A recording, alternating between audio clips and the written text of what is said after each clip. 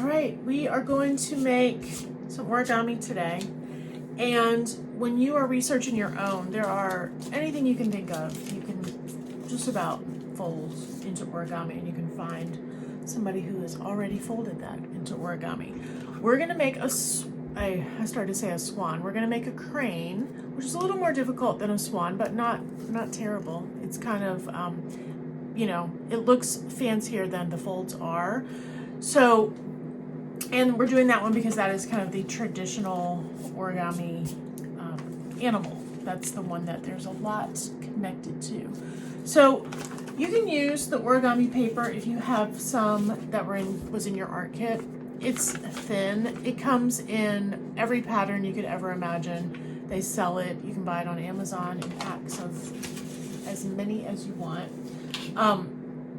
The beauty of origami paper not only is the pattern, but just the thinness of it. You can use copy paper, like printer paper, if you don't have anything else, but it's almost a little too thick. I mean, you can use it, but don't use like drawing paper. Don't use paper out of your sketchbook. It is too thick.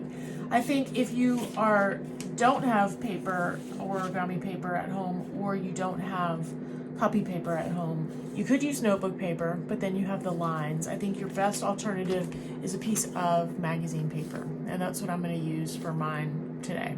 So take a piece of paper, fold it so that you get a perfect square. Like if I wanted a smaller square of this one, I would just fold it on the diagonal and I would cut right there, and that would give me a perfect square. So I went ahead and cut these. I think these are 6 by 6. You could do 5 by 5. You could do 6 by 6. I don't think I would do you could do a little mini swan, but if you haven't folded one before, you may want to start, you know, a little bigger. So 5 by 5 or 6 by 6. So the first thing you're going to do after you get your square is you are going to fold it in half with a diagonal. And when you're folding origami, or you're folding anything really, line the edges up before you make a crease. A lot of times I will see people fold something and they're just hoping for the best. It's not going to line up. So try and make it as precise as you can by lining up the edges and giving it a nice good crease. Because a lot of times in origami, the crease is there to help guide the next fold, and you don't always need the crease at the end, but you're going to need it to help your paper bend into itself correctly, and you'll see that in just a minute. Okay, so you have done fold across and then fold across this way. I think I'm going to turn mine over. And you can double crease it if you are having a hard time, especially if your paper is really thick. And by double crease it, I just mean go back the opposite direction so that it is creased going both ways. And then you're going to turn it just like that, okay? So once you do that, you're going to fold it into a square like this. And you'll do the same thing on this side. Now, you do not have to memorize all of these steps. You can go back and watch this video and pause it and get to where you want it to be. So you have basically a little fold all the way around this. I'm going to turn it where the point is facing you. And when you do that, these are going to kind of naturally want to come in and fold onto each other.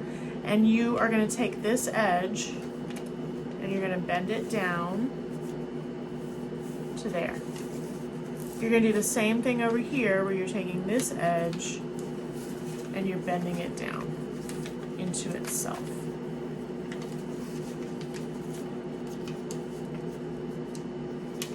All right. Then this little flap right here, you're just going to kind of fold down and let it come to itself, okay? All right. Then you're going to have the open flaps down here toward the bottom, toward you. And you're going to take this, and you're using this fold in the middle as your guide, and you're going to crease it right on that fold. You're going to do the same thing over here.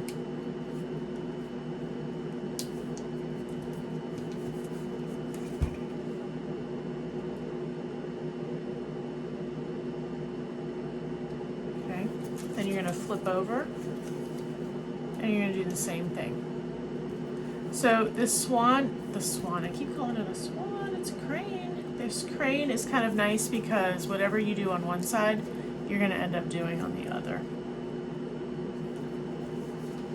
Which makes it nice because you get to try it again if you mess up.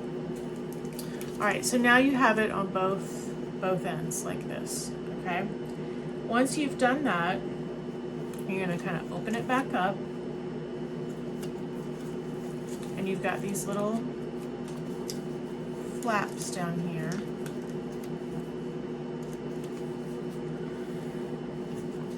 Have the open flaps down here toward the bottom, toward you. And you're gonna take this, and you're using this fold in the middle as your guide, and you're gonna crease it right on that fold. You're gonna do the same thing over here.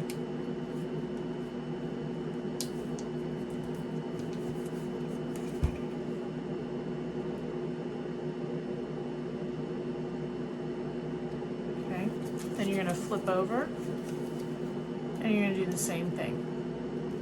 So this swan, I keep calling it a swan, it's a crane. This crane is kind of nice because whatever you do on one side, you're gonna end up doing on the other.